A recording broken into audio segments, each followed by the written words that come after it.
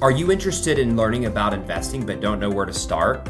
Tired of working hard for your money but feeling like your money doesn't work hard for you? Well, welcome to the Apogee Wealth Podcast. I'm your host, Jonathan Nichols. Each week on this podcast, we break down the mindset, principles, and strategies that you can use to grow your wealth and live the life that you feel you were called to live. I hope you get a tremendous amount of benefit from this episode. Thanks for tuning in.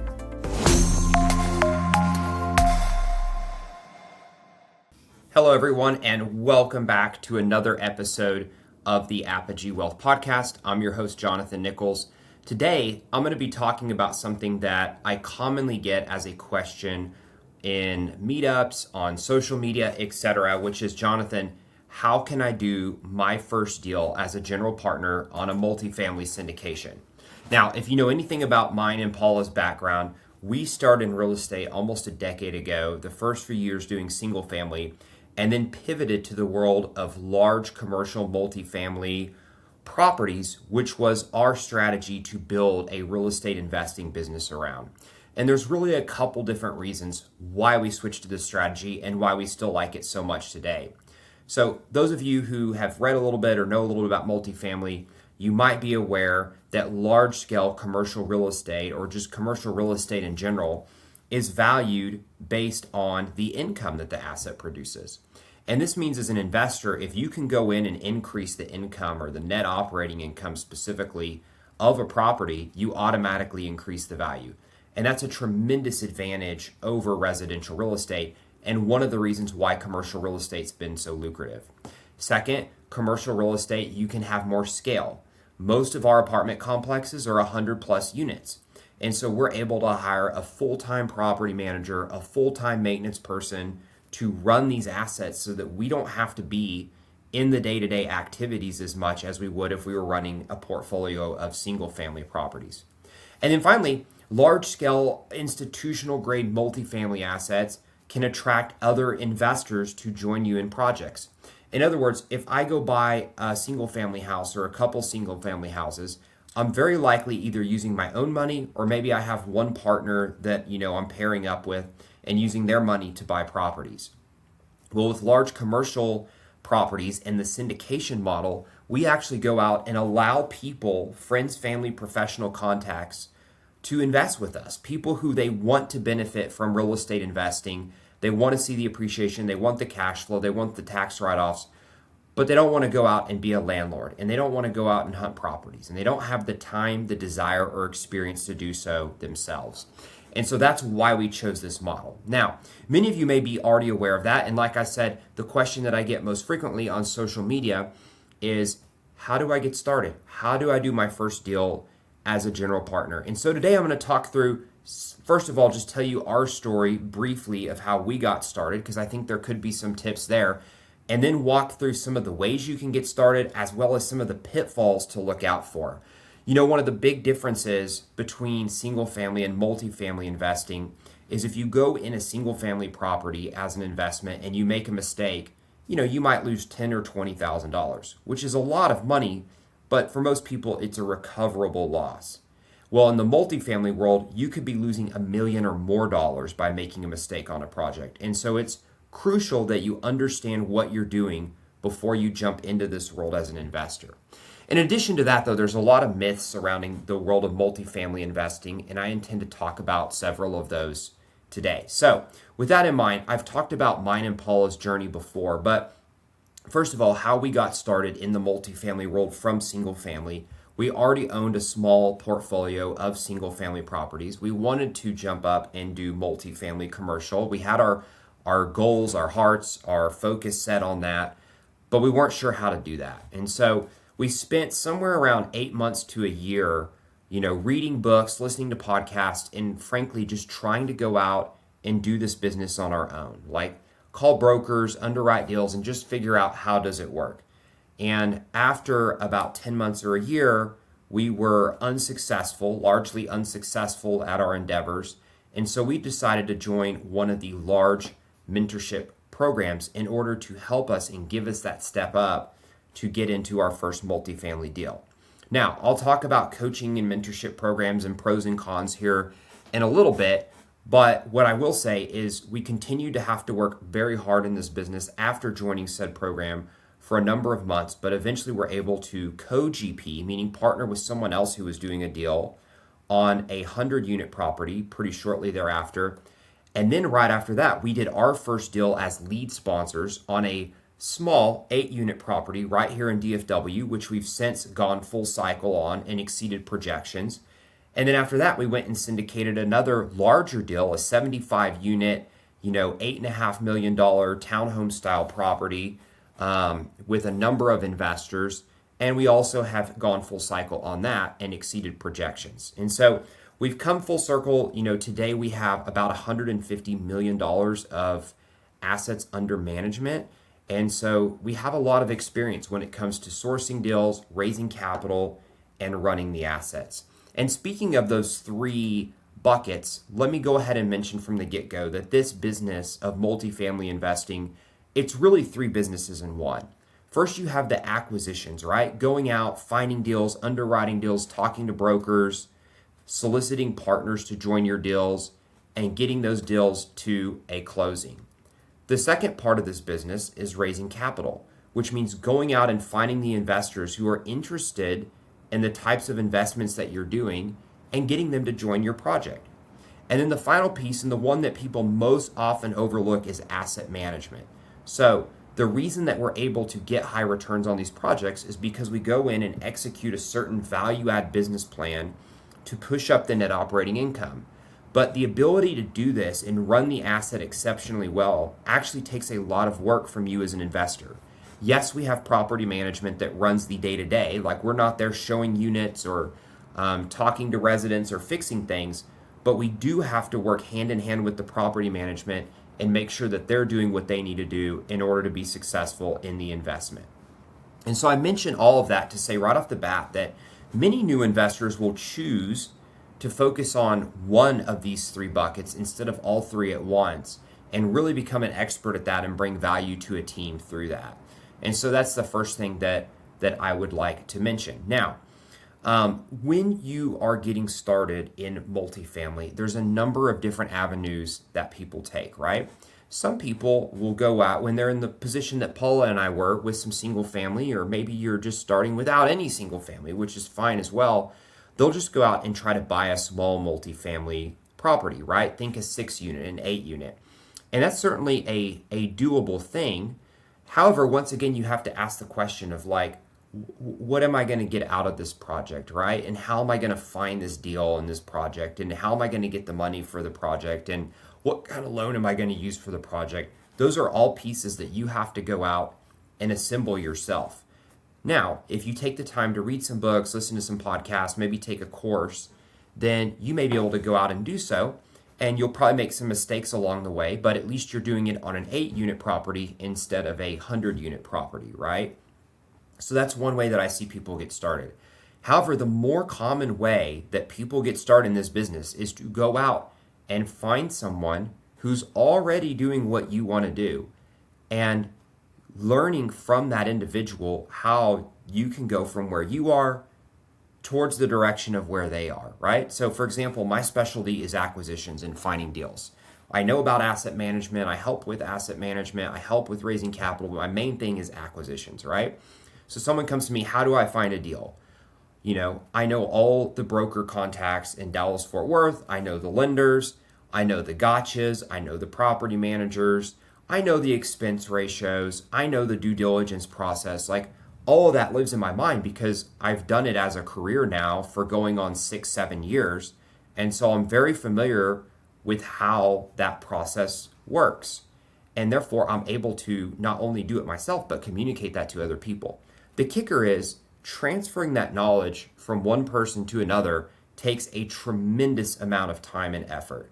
And so that's why it can be very difficult to go out and find someone who's able to help you because it takes a lot of time. And that's where the whole concept of coaching or mentorship, or what we call our program, advisory program, really comes in, is having someone that's a paid, dedicated person to seeing you through to being successful. Now, some people will come into a coaching program and think, well, if I've paid X dollars, I'm automatically going to be successful. Not true. The better way to think about it is it's more along the lines of I'm going to do whatever it takes myself to be successful, but I know that along the way, I'm going to hit some pitfalls, I'm going to have some problems, and I want someone who's an expert to help me navigate those things so that I A, don't make a mistake, or B, I don't wind up with analysis paralysis where it takes me a month to figure out something that they could explain to me in 2 minutes. So basically, it accelerates your progress of learning and growing as you are taking action. So the real learning comes from the action that you are taking day to day. The person who's mentoring you is simply there to help guide you and steer you so that you don't get bottlenecked down or even worse, make a poor investment choice along the way, right?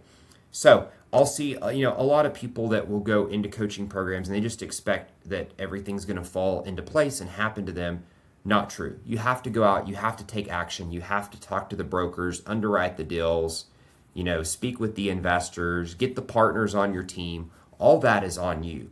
And that's the reason that most people are not successful, not only in this business, but in many businesses, is because they're unwilling to go out and put in that level of effort. I can tell you that when Paula and I started, like outside of our W-2 jobs, which we both had at the time, we dedicated 100% of our time to this. Like there was no, at this point, we obviously didn't have kids, and we spent 100% of our hours, our nights, our weekends, our vacation, everything working on multifamily for a few years before we really began to get traction. And so that's one thing I want to communicate is that multifamily investing, while it is a very powerful investment vehicle and the syndication model can be very lucrative long term, it is not a get rich quick scheme. There is risk involved. It does take time. So who's a good candidate to get into multifamily investing? I would tell you a couple of things. One, you have to be someone who generally is very action oriented, as I've already mentioned, and willing to make decisions, right? So like, I'm going to get my hands dirty. I'm going to work hard, jump in, take action. I'm not afraid to get my hands dirty. People who are extremely risk adverse or people who simply don't take a lot of action on things, not a great candidate for a multifamily investor. Just like if I'm 4 foot tall, I'm probably not a good candidate to go be an NBA basketball player, right? So that's one thing I would mention. I hope you're enjoying the content of this episode. I want to take a quick 15-second break to thank our sponsor for this episode, which is Apogee Capital. Now, Apogee Capital is our private equity firm that we allow investors to participate in large-scale multifamily investment opportunities through. If you're interested in being a passive investor and would like to learn more, you can find information on our website, www.apogee.com. Link is in the show notes. Now, thanks and enjoy the rest of the episode. The next thing is I would say it is helpful to have a certain level of financial cushion going into multifamily investing. So let me explain what I mean by that. If you go into single family and you invest in a house, you can likely go put 20% down. Let's say you have a $200,000 house, right? You can put 20% down, so like $40,000 and have an investment. Or you can house hack, put 5% down, and then for $10,000 you can have the same investment, right? There's ways you can get in to an investment for lower cost of capital. Now, in the syndication world, yes, we raise money in order to buy our multifamily properties, but there is a lot of expenses on our side as a general partner up front. So first of all, just like single family, you typically will have an earnest money deposit on multifamily on the order of 1%. And so if you're going and purchasing a property that is valued at $10 million, you're going to have a $100,000 earnest money deposit that you have to escrow with title just in order to go under contract on the property. Combine that with attorney fees on the order of probably 20, 30 grand total and due diligence costs, etc. For the $10 million deal I mentioned, you can very easily be looking at $150,000 of liability going through escrow up until the point where you close, when your investor money would come in and purchase the property. So some people will come in, they want to get started multifamily, and they're like, oh, I have $5,000 in my bank account. I would recommend go build your wealth, your income through high income careers and or investing in single family, until you get a point where you're comfortable making these kind of investments. Now, obviously, another workaround is to work with a partner who has, the funds in order to help purchase deals. But once again, it's difficult to convince someone that they should put in all this money at risk to purchase a property when you're putting in very little, right? And so that's the roadblock that you'll be up against. And so if you're someone who what I just described does, describe you, so maybe you have some single family experience, you've built a certain amount of wealth, you have some extra money that you can either do one of these projects and or contribute as a partner, then it makes a lot of sense. But otherwise, it's a little more difficult. Now, a third route you can go under is becoming a co-GP, right? And typically people, the primary role they'll be doing as a co-GP is raising capital, which ironically in today's environment is actually the most difficult part of this business. And so if you're someone who you have a good network, you have some investors, you're able to raise capital and you're willing to contribute some other active GP responsibilities to a deal, which are usually minor in comparison to the difficulty of raising capital, then you can go join an experienced partner and invest. Even still, you have to learn, how does multifamily work? How do you know if it's a good deal? I think a lot of people think, well, I'm just going to go co-GP on a deal and I'm going to learn everything I need to know, right? Not true. When we have deals and we'll invite partners, co-GPs on those deals, those partners are not going out and making all the broker calls that I'm doing. They're not going out and touring all the deals. They're not putting the offers in. They're not speaking with the lenders, the insurance. And that's where the learning really lies. Like I mentioned, actually going out and doing the work in order to make it happen. On the capital raise side, obviously they'll learn about capital raise if they're raising money, but they may not learn about all the nuances of setting up a 506B fund or how to raise money or use a portal or this or that, right? Because that's not what they're doing. And then finally, because we asset manage our own deals, they may learn a little bit about asset management, but they're not going to necessarily know or be ready to go out and asset manage their own deal. And so the answer of how to learn all these things in detail, once again, is you have to go do it yourself, right? And you need someone that as you're going and doing it yourself can kind of guide you on those mistakes and things. So, 3 pitfalls that I see people make oftentimes when going into multifamily, and we've already talked about these a little bit, but I just want to really hammer them home. Number 1 is what I call the perpetual student syndrome. And this is the idea that I just need to keep learning and learning and learning and learning. And one day it's like a light bulb's just going to come on and click and I'm going to know what to do. Not true. Yes, up front, you should take some amount of time to learn. You should learn the business. You should learn the jargon. You should learn about underwriting, raising capital. You should take the time to learn those things. But if you look at a kind of a chart of how we learn as humans, the first 10 to 20% is usually learned from what we just talked about, right? Books, podcasts, courses. So you're like 20% of the way you need to be by doing that. The next 20% you can learn from talking to someone in the business, asking questions, kind of basically polishing the gaps that you haven't learned in that first 10 to 20%. But the final 50, 60%, and this is shown over and over again, is learned by going out and doing. And this is why when you're in school, a professor not only will do a lecture, but they give you homework, because the homework is where you go do the math problem, you work through, and you figure it out for yourself, right? And it's the same thing in multifamily investing. Some people think I just need to learn one more thing, and then I'm going to be ready to go as an investor. Not true. You have to get out, get your hands dirty, and make it happen. The second thing is what I call isolation problem. And this is one of the issues I had when I started as a new multifamily investor. So when we were in single family, we did everything ourselves. We found the deals ourselves. Paula had a real estate license, so we didn't need a realtor.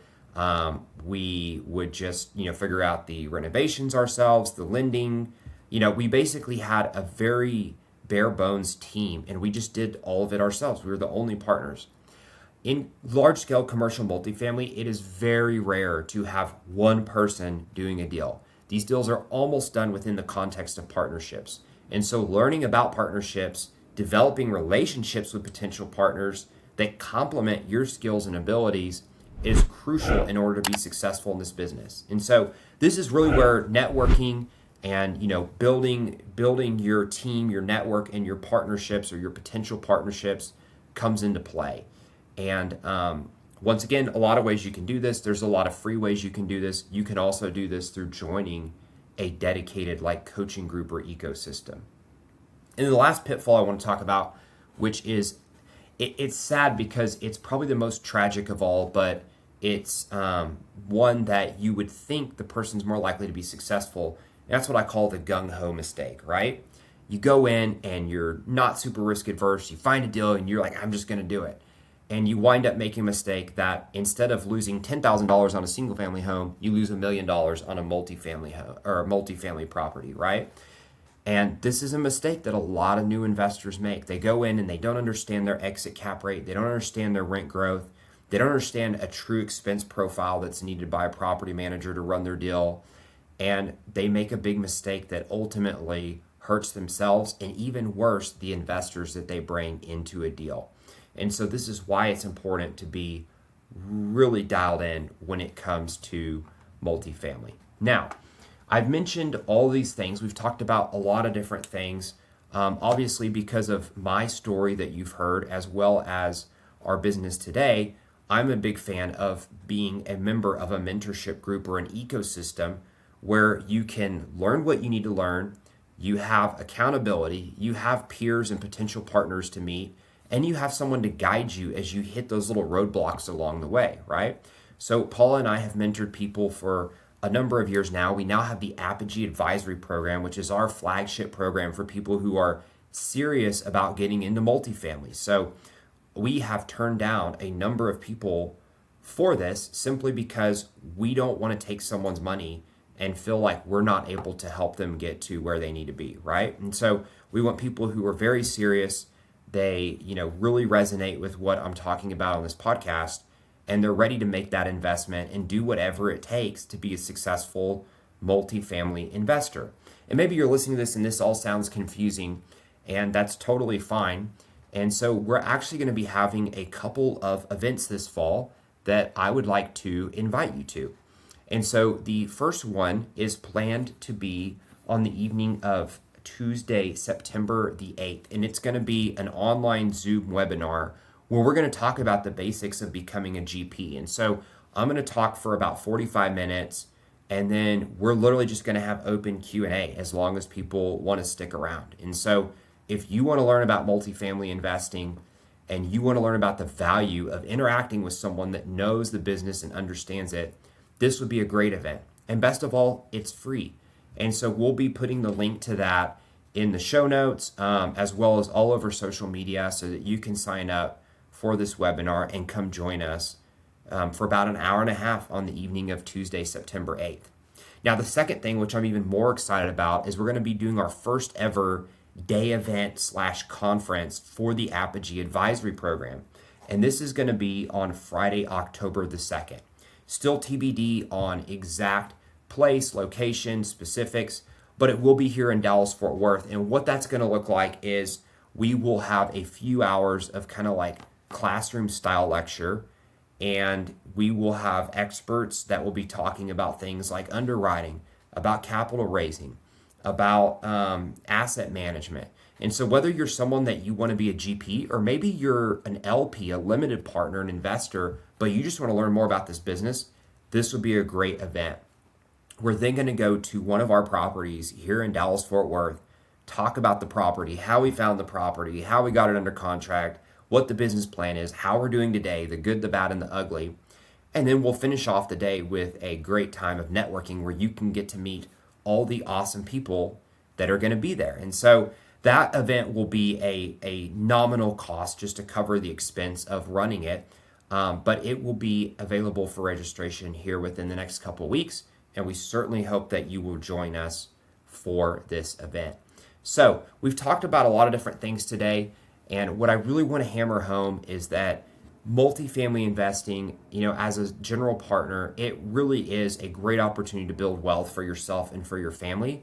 But I think what's often undersold on it is the amount of work, effort, risk that it takes to become a general partner and be successful in this business. And so one of our things is like, we don't we don't try to fluff things up. We don't try to, just glaze over how challenging it can be. We would rather be honest about that up front, but then provide the resources that people need in order to go and be successful. And so hopefully this podcast has given you some things to think about today. If you're interested in being a general partner, definitely leave us some comments on social media. If you haven't had a chance to subscribe and review to our podcast, really appreciate that if you could do that. And we have a couple awesome guest lineup for the next couple weeks on the podcast that I'm excited about. And so be sure to subscribe and enjoy those over the next couple weeks. Thanks for taking the time to listen. And as always, we're here to help you as you are on your wealth building journey. Thanks. Thanks for tuning into the Apogee Wealth Podcast. I certainly hope you found something valuable in this episode that you can take with you and apply to your own investing journey. If you found the show valuable, you can subscribe so you don't miss further episodes. And if you'd like to learn more about ourselves or our company, you can visit our website, www.apogeemfc.com. We have a ton of educational resources that I'm sure you'll find quite valuable. Until next time, happy investing.